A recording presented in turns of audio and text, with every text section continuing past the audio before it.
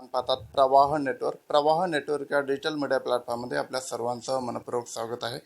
सध्या निवडणुकीची जी लोकसभेची रणधुमाळी सुरू आहे, याच माध्यमातून आज राज्याचे केंद्रीय मंत्री नितीन गडकरी यांची आज दुपारी हिंगोलीच्या रामलीला मैदानावर सभा पार पडणार आहे. आणि दरम्यान या ठिकाणी आज भटके विमुक्त जातीचे शिवसेनेचे नेते भरतकुमार तांबेले साहेब माझ्यासोबत आहेत. एकंदरीत सर, कशा पद्धतीनं हा नियोजनाचा दौरा गडकरी साहेबांचा असणार आहे, कशा पद्धतीनं ही सभा पार पडणार आहे, आपण या पदाच्या माध्यमातून राज्यातलं नेतृत्वाचं काम केलं. हिंगोली लोकसभा मतदारसंघात देखील भटके विमुक्तांची संख्या मोठ्या प्रमाणात आहे. कशा पद्धतीनं या महायुतीच्या उमेदवाराला फायदा मिळणार आहे, काय सांगा? नक्की.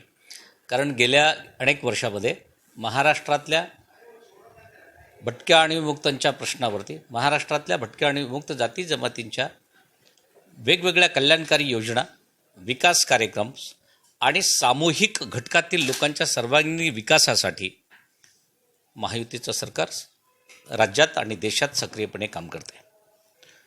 मुख्यमंत्री महोदयांनी सवंग लोकप्रियतेच्या घोषणाच केल्या नाही, तर गोपाळ, गोंधळी, बाबा, बैरागी, चित्रगती, मसनजोगी, डवरी, गोसावी या भिक्षेवर आधारित असलेल्या गावकोसा बाहेरील लोकांच्या सर्वांगीण विकासासाठी एक अभिनव उपक्रम या सरकारनं राबवलेला आहे, किंबहुना राबवत आहेत. हाताला काम आणि श्रमाला किंमत निश्चितपणानं या लोकांच्या आयुष्यामध्ये मिळाल्यामुळे झाडून महाराष्ट्रातला भटका आणि विमुक्त समाज, लोकनेते, लोकप्रिय मुख्यमंत्री एकनाथराव शिंदेसाहेब, उपमुख्यमंत्री देवेंद्र फडणवीस आणि अजितदादा पवारांच्या राष्ट्रवादी काँग्रेस पक्षाच्या सोबत भटक्या आणि विमुक्तांचं एक वेगळ्या पद्धतीचं ऋणानुबंध, एक वेगळ्या पद्धतीचं नातं तयार झालेलं आहे. आणि मग निश्चितचपणानं हिंगोली मतदारसंघातल्या आत्ता होऊ घातलेल्या लोकसभा मतदारसंघातील लोकप्रिय उमेदवार सन्माननीय बाबूराव पाटील कोहळीकर साहेबांच्या कार्यकुशलतेवरती भटक्या विमुक्त समाज फार मोठ्या प्रमाणात खुश आहे. एकंदरीत आपण पाहिलं तर शासन आपल्या दारी या योजनांच्या माध्यमातून शासनाने विविध योजना भटक्या विमुक्तांपर्यंत पोहोचण्याचं काम केलं. त्याच माध्यमातून हिंगोली लोकसभा मतदारसंघात तो भटक्या विमुक्त जातीचा जो समाज आहे त्यांना विविध योजनांचा जो आजपर्यंत लाभ मिळालेला आहे. या योजनांच्या माध्यमातून समाजाच्या माध्यमातून कशा पद्धतीनं बाबूराव कोळीकर या उमेदवाराला फायदा मिळेल, काय वाटतं? उदाहरणार्थ जर पाहिलं तर यापूर्वी यशवंतराव चव्हाण पालमुक्त वसाहत नऊची योजना राज्य सरकार राबवत होतं.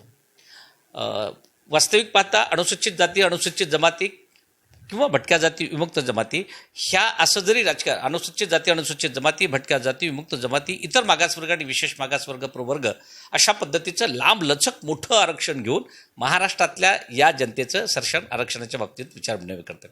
वास्तविक दुबळ्या जाती जमाती आहेत, छोट्या जाती जमाती आहेत, खेळावर काम करणाऱ्या जाती जमाती आहेत. यांचं पुनर्वसन करायचं असेल तर यांना हक्काचं घर किंवा निवारा हा निर्माण करण्यासाठी बाबूराव पाटलांनी एक अभिनव उपक्रम 2009 ते 2019 या दशकामध्ये जिल्हा परिषदेचे सदस्य असताना या मतदारसंघात राबवला आणि हा पॅटर्न यशस्वीपणे केला. कारण या लोकांना घरांचा प्रश्न, रोजगारांचा प्रश्न हे दोन्ही प्रश्न एकत्रितपणे जिडवून जिल्हा परिषदेच्या मुख्य कार्यकारी अधिकाऱ्यांच्या मार्फत, त्या पंचायत समितीतल्या गटविकास अधिकाऱ्यामार्फत या लोकांचं सर्वेक्षण केलं गेलं, ग्रामपंचायती फाइंड आउट केल्या गेल्या आणि गावकोसा बाहेरच्या त्या जातीच्या लोकांना त्याच आहे त्या जागेवरती घराची पुनर्वसन करण्याचं काम कोळीकरांनी केल्यामुळे निश्चित हा समाज साहेबांच्या सोबत आहे, पाठीशी आहे. कोळीकरांना कशा पद्धतीनं याचा फायदा होईल आणि कितीची लीड असेल, काय वाटतं? आपण एक समाजाचं नेतृत्व या राज्यामध्ये केलं, त्याच माध्यमातून अनेक गोरगरिबांना फायदा मिळाला. कोळीकरांना कशा पद्धतीनं लाभ मिळेल, कितीची लीड मिळेल त्यांना, असं वाटतं? काय भावना? पहा, हिंगोली, वसमत, कळमनुरी, किनवट, उमरखेड आणि हातगाव या 6 विधानसभा मतदारसंघामधल्या स्थानिक लोकप्रिय आमदार किंवा शाखा प्रमुख, विभाग प्रमुख, जिल्हा प्रमुख, तालुका प्रमुख आणि आमच्याबरोबर आत्ता महाराष्ट्रामध्ये काम करत असलेले सन्माननीय जाधव साहेब संपर्क प्रमुख, या सगळ्यांनी या जिल्ह्यामध्ये अशा पद्धतीची मोठ बांधलेली आहे.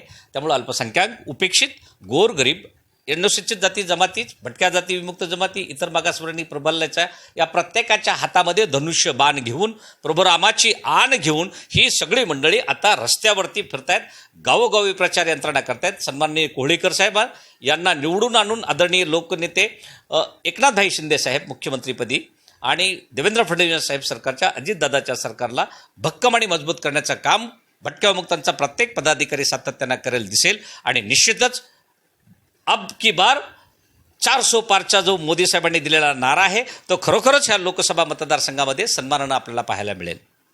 एकंदरीतच 400 पारचा नारा हा या ठिकाणी पाहायला मिळणार आहे आणि महायुतीचे उमेदवार बाबूराव कदम कोळीकर यांना लीडने मोठ्या संख्येने हे निवडून येतील आणि त्याचा या भटक्या विमुक्तांना देखील त्यांचा फायदा आणि हे सुद्धा त्यांना मतदार रूपी आशीर्वाद देऊन मोठ्या संख्येने बाबूराव पाटील कोळीकर हे निवडून येणार आहेत अशी देखील भावना यावेळी शिवसेनेचे नेते यांनी व्यक्त केलेली. माझ्या सहकारी उद्यासह मी उमेश चक्कर, प्रवाह न्यूज नेटवर्क, हिंगोली.